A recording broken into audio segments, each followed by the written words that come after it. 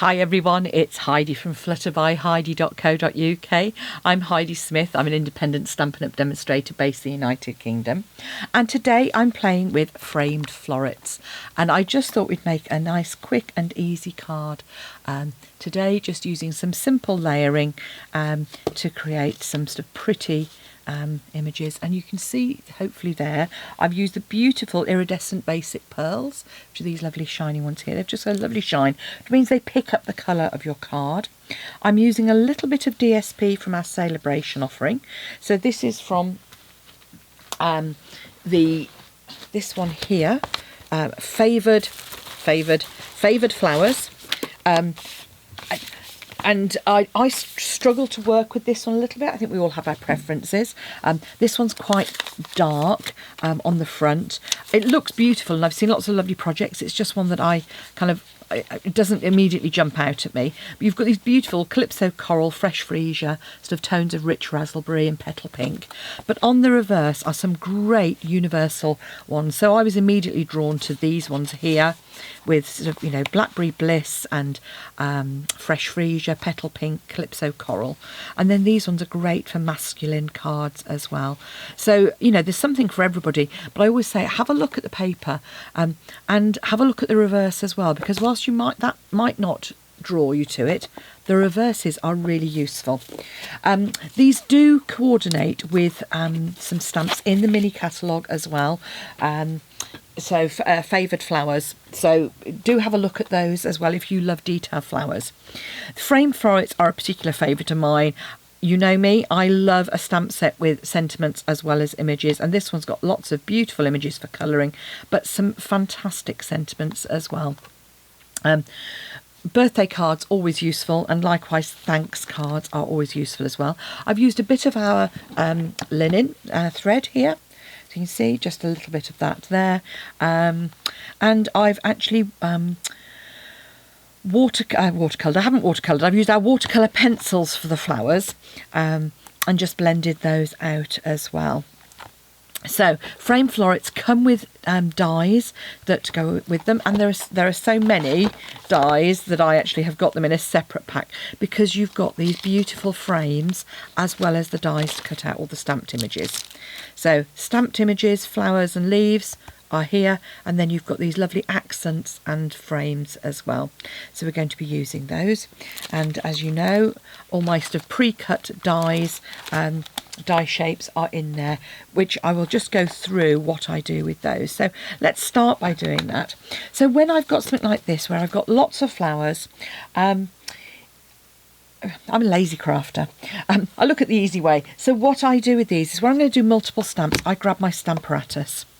And what I do is I die cut the shape from a scrap bit of card to go with the flowers that I'm going to use. Then I go through and I die cut loads quite mindlessly, usually while I'm watching something on television. You know, those cold mornings when you get up and you're kind of like, oh, you know, no.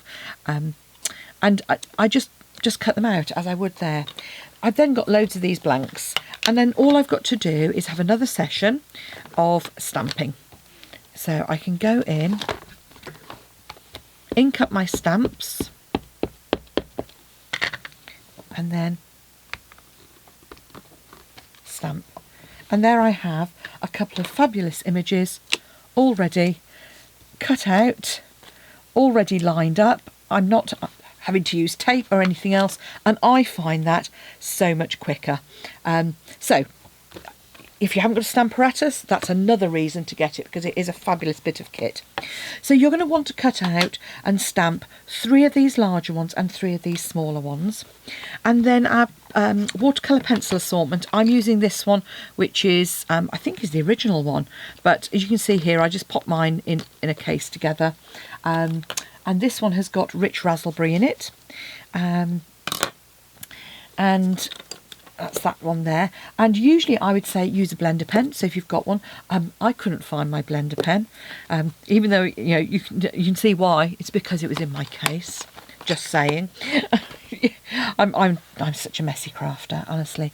And then all I'm going to do is come in. So because I couldn't find my blender pen, sorry, the point of telling you that was I couldn't find my blender pen, and I was like, I know I've got I know I've got some tucked away. I haven't been doing as many classes recently, but I've got a whole set, you know.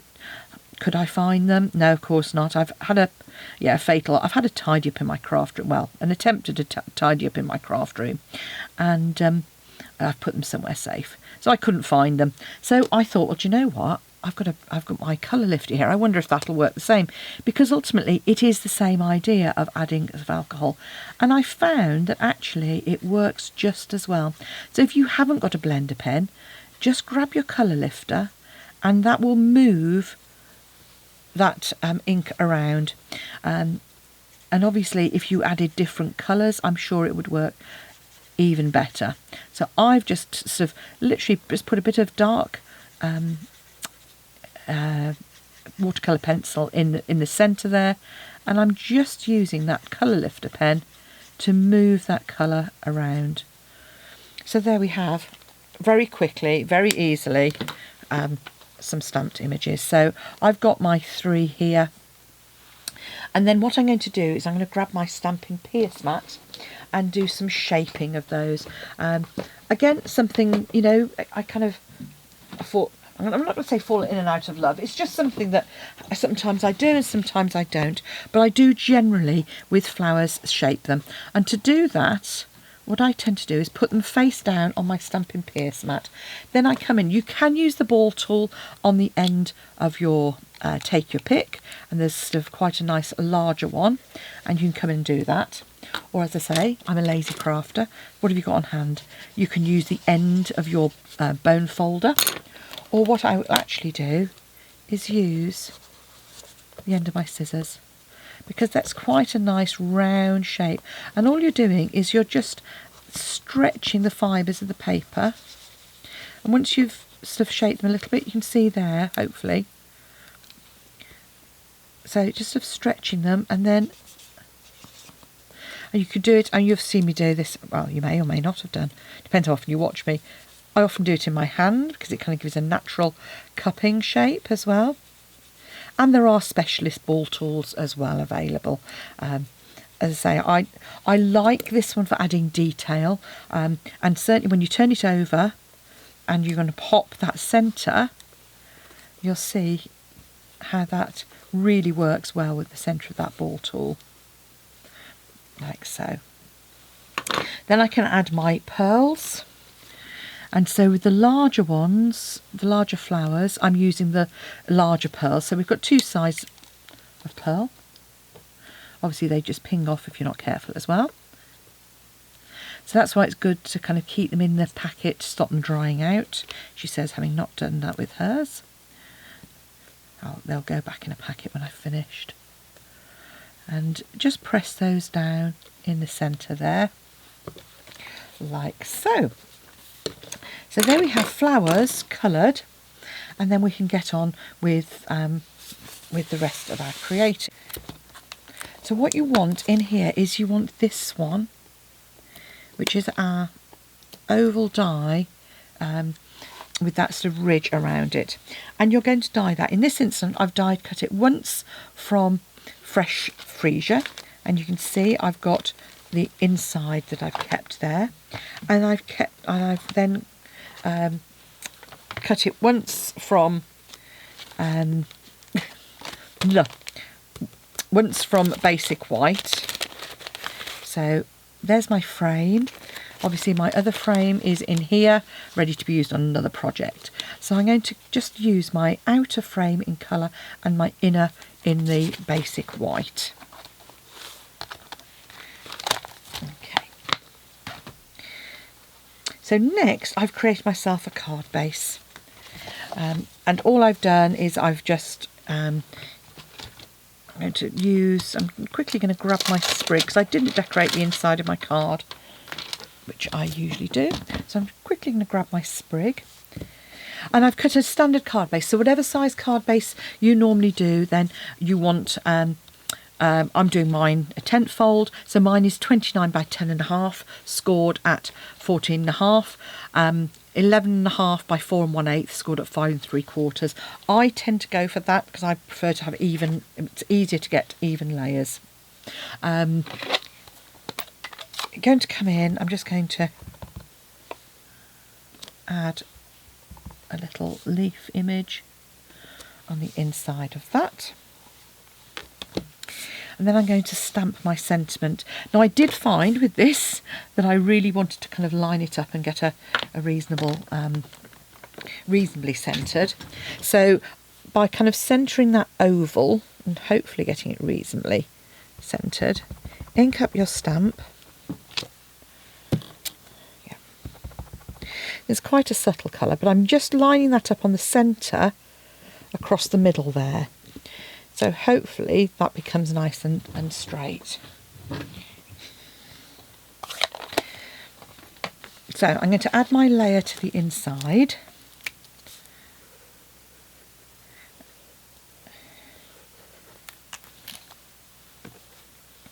Like so. Now, my layers for the front.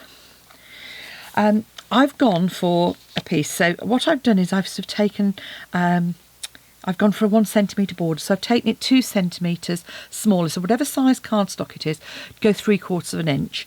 So overall. So just make, if I'm not explaining that very well. So look, if you imagine, look, I've got a nice even border. So then when I put it in the centre, I've got an even border all the way around. This piece for the middle is 5 by 10.5. This piece of white is 8.5 by 12.5. So what I'm going to do is I'm going to add my piece of DSP and just centre, sort of it's off centre, this one. So this is going to go just to the right there. So what I've done is I've kind of kept that border just round that right hand side. Okay. Now we can add our baker's twine or even our linen thread. And I'm just going to sort of hold enough down here to create my bow, and I'm just going to go over 3 times just because I like 3 times. Hold it to the centre and kind of again trim off enough to create a bow. Now once I've done it, what I'm going to do here to help me is I'm going to just do a simple overhand, so just over like so. But then I'm going to tuck that tail underneath. Decide I'm going to have my bow down towards the bottom here. And I'm just going to tie that again. Like so. And then it's not going to move, and it just gives me a chance to spread those little strands out. Once I've done that, I'm actually going to pop a couple of dimensionals on the back to hold that in place. So one up here and one up here. And that just keeps it be anchored so I can come in and tie my bow. Tie it, pull the tails until it's the size that you want, then you can come in and just trim those off. Perhaps cut those a little short. Oh, that's fine. There we go. And if you can keep a separate pair of snips for doing for ribbon, then that it will pay dividends in the end, because paper does blunt them, and so you might end up with raggedy edges. Now the next thing we're going to do is we're going to add our frame, and I'm actually putting it over the top. Now you could layer that up if you wanted to on some dimensionals, and you'll find our mini dimensionals. I put it flat on the previous one, but I wasn't desperately happy with it. But by the time I'd obviously put it on, it wasn't great. So I'm just going to add some dimensionals around the edges here to enable me to pop that up. And obviously you may need to add quite a few to get that nice support all the way around. But if you put them on kind of with the straight edge to the edge of the frame, they are just the right size. Helps if you actually make sure you get the backing off when you do it. And they are sticky little what's-its. There we go. So I'm going to put my sentiment in the middle and then add the frame afterwards. So my sentiment, because I've put that up on dimensionals now, I'm going to add this on with a second layer of dimensionals because I want it to kind of sit proud. Now if you're posting your cards, you may not want to do this because obviously that is going to add to the depth, so it might mean extra protection, or it might mean that it costs you more. So choose, do it as you choose.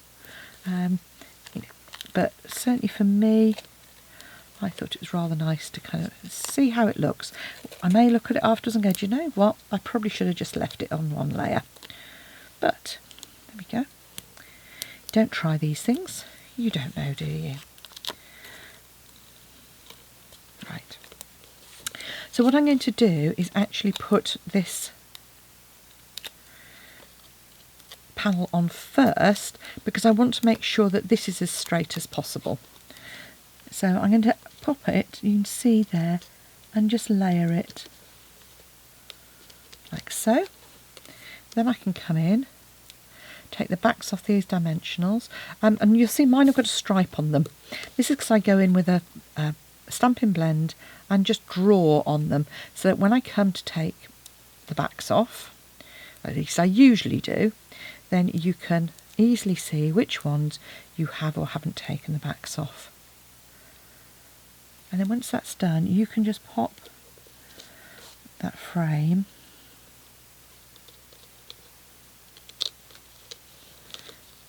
like so. There we go. Add some adhesive in the way of a few more dimensionals onto the back there. Looks like I need to grab a few more.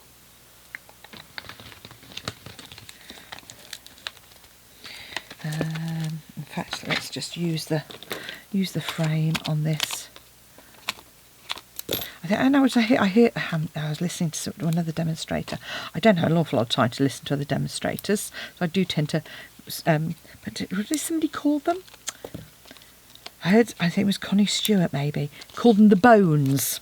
So I thought that was great fun. So I'm cutting the bones up for this. So using up those last bits of dimensional. So just take those off.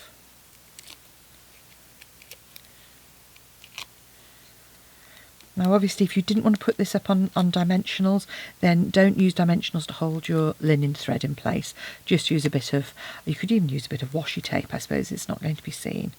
And then we're going to add that to the front of our card.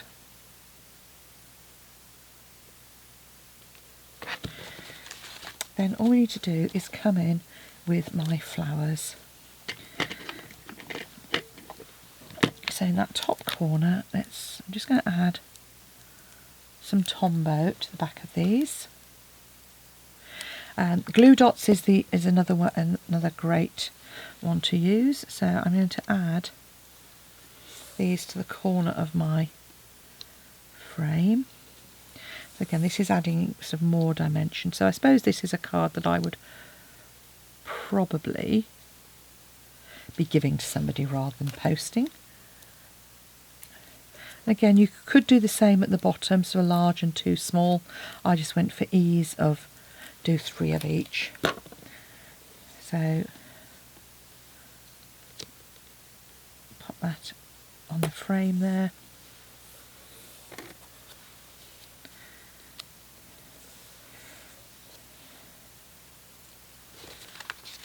So there we have a pair of lovely framed florets cards with lots of dimension. Thanks for watching. Come back and see me again soon, and please hit the subscribe button, and if you can purchase from me, I'd be really grateful. It really does make a difference. Just find me at the checkout as Heidi Smith. Take care now. Bye.